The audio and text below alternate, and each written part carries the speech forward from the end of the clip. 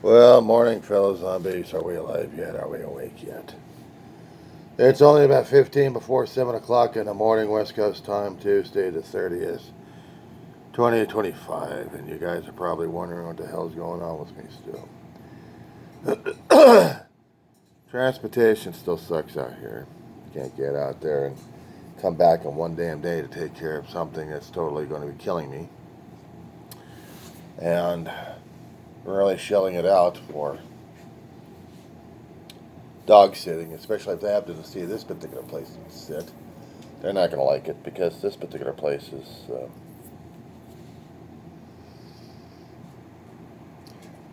this place is not conducive to human life. I learned some things yesterday when I was overhearing conversations. Damn it, that isn't bad enough.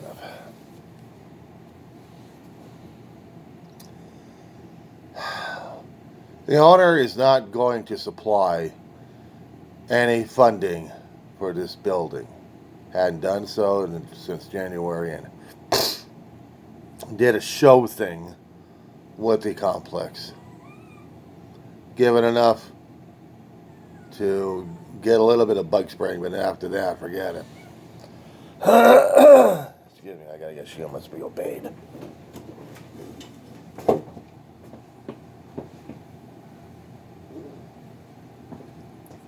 Thought you were going for breakfast, Ma.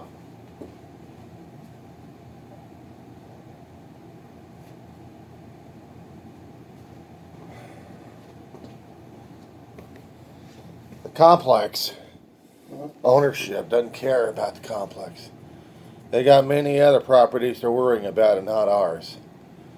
So if we get any move outs, we get move outs. But we're not attracting anybody to bring in more income to keep this place running. We are beyond fire code. If we get a fire in any one of the apartments, we're dead. I'm dead. There's going to be no more fire extinguisher, not extinguishers, fire alarms. I would have to replace these damn alarm pieces of crap. Bugs got into them, screwed up the damn circuitry, a few of them, so. I can replace batteries. No problem. But having them for a smoke alarm, forget it. So, what's going to happen? We get any more move outs. That means more stuff to be moved around for other units if they're going to use them or not. But apparently United Park Apartment Complex and Gateway are screwed. Roseman, California, we are screwed. As for my own health, I'm screwed anyway. But get some Epsom salts, soak the feet, see if that's going to help a little bit. Maybe not. I still need to get to the doctor, probably after the first. I said after the first because that's the only time when a reliable transportation comes into play. When they're on holiday schedule, it sucks. Well, we got cloudy weather most of the week, it sucks. That sucks, period.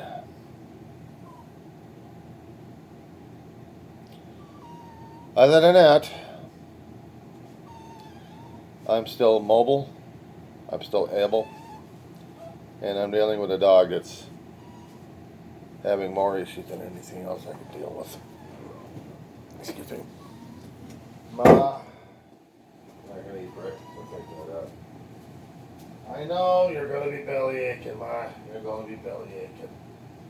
You're always belly aching.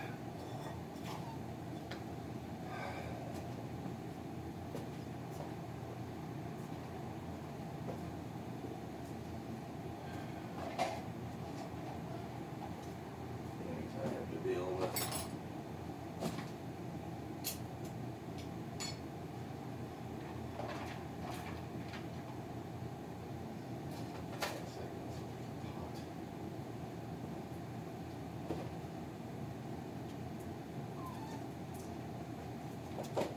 Well, if you're not going to eat just yet, Ma, I'll get you shortly on this one. Meanwhile,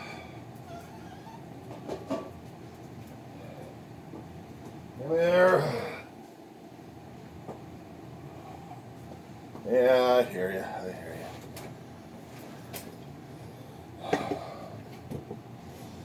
I hear you. So while many people are going to try to find other reasons to celebrate that maybe 26 ought to be better than 25, I'm dealing with what is right now.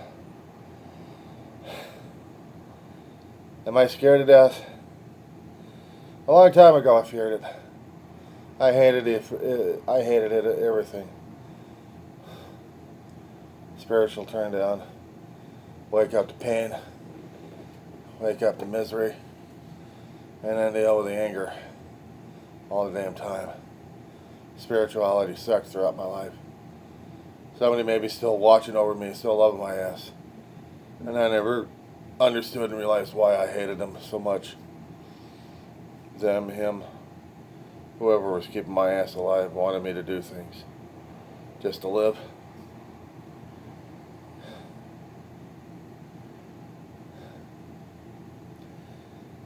Let's face it, after a lifetime of losing loved ones I cared about, it's not physical ailment. Well, originally, yeah, I was in love with physical items, but then I kept thinking about what one of my old friends was telling me before she passed away. Things are just things. They are. They are. And I have to deal with what is right now. And what is right now is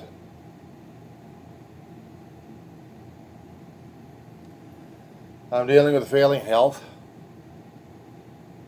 My health wasn't in the greatest anyway. I still got to take care of the feet. I heard stories about people who got gangrene and lost their lives to it. One personal story I was trying to tell this guy I knew.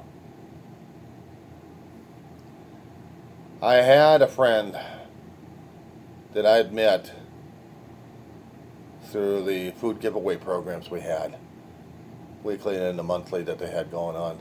You know, Salvation Army did the weekly, and government trucks come in about a month. New Yorker, tough dude.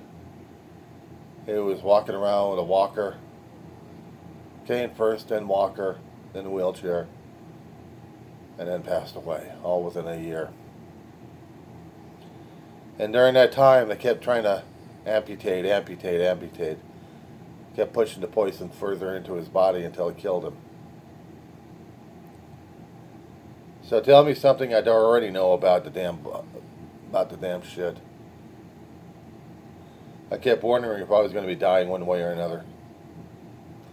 Either by stroke or by heart attack. Or maybe the worst way, getting eaten alive by a damn disease. Maybe Mercer will come over here and just chew me up. I know, I should go to the hospital, I should go to this. But if nobody's coming over here to help take care of my dog, then I'll do what I have to. Right after the first, call it in, then go. And she's going to have to be on her own. Why I keep saying this, because the transportation out here in Kern County sucks. As I was trying to explain in a lot of my videos how this thing works in this place. In Kern County, we have the major transportation hub out in Bakersfield. They got the inner city buses going through. But then if you want to travel from one community to another community, you have community buses. You have the commuters. And they go by schedules. Weekend, they shorten things out or cut out hours. And it's harder and harder to shop in those times. And if you have an emergency situation, you're fucked on that one. In each community in Kern County, you got California City, which is a city in itself, but it still depends upon Kern. And then you've got Mojave, you got Tehachapi, and then you got Roseman. Tehachapi relies upon the commuter line of the 100 and its own dial-a-ride, which is one bus for the entire community. You have to plan it out. You have to pick your hour if you're going to be successful enough. You have to call in early enough, and I mean, it's like 5 o'clock in the morning you call it in. Get your ride. Hopefully you'll get your ride that day, but if not, you have to plan it out for the next day or the next day after that. And then hope to God you don't miss the damn thing because they'll screw you over. They'll punish you for that one. They've got it in their page. They've got it in their page what the guidelines are. You screw up and they screw you back. And they tell you the steps on how they do that.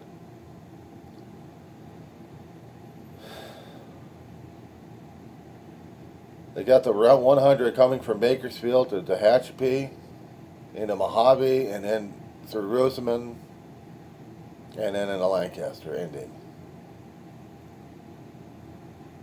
And if you're catching the 250 line, starts from Cal City, goes into Mojave, then Rosamond, and then into Lancaster.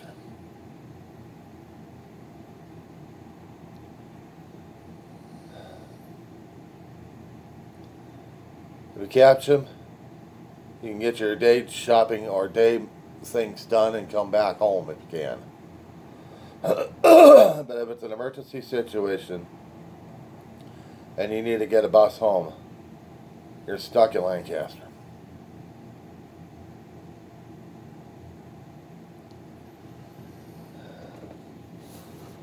Guys, been seeing my shows long enough. You understand I go through a app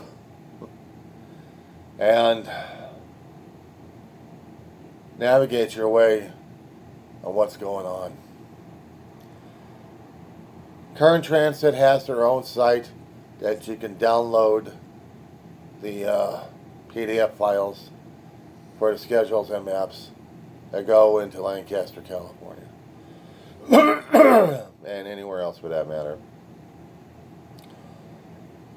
And AVTA.com, Antelope Valley Transit Authority, is the one that deals with the Antelope Valley, mainly Lancaster, Palmdale, Quartz Hills, Little Rock, Lake Los Angeles.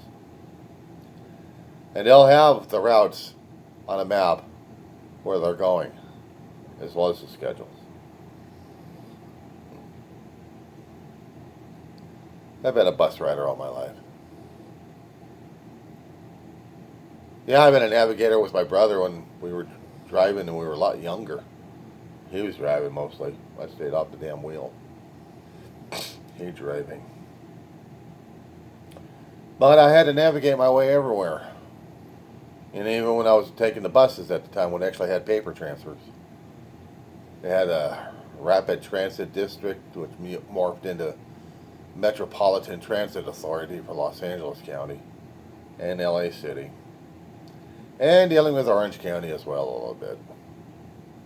And San Gabriel.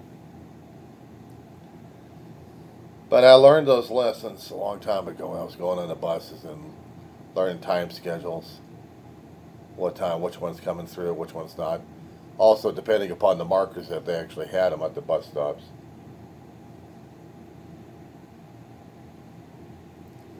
I don't know what the hell's going on these days.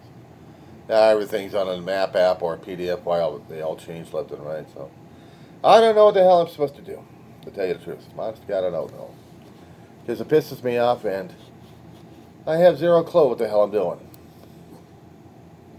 Zero. It scares the hell out of me about a lot of stuff I'm dealing with, and I don't like it. I don't want to go through it, but I'm dealing with it.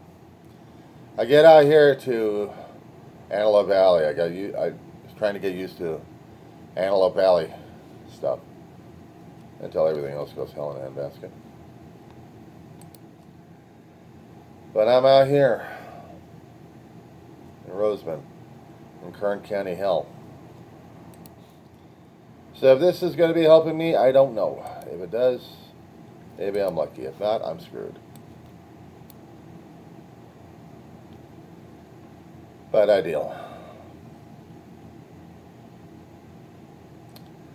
I don't know what we're going to happen for 2026. I don't know if it's going to be a good thing, bad thing, if we are screwed one way or another. All I know is I have to deal, survive, and if I don't deal and survive and I die out here, I'll be dying like the rest of my family who came out here. Right now, I'm just trying to get some stuff going off my phones and other things to transfer here, transfer there, keep the brain working. While politics is yelling, while people in politics are yelling and screaming at each other, we're not doing a damn thing.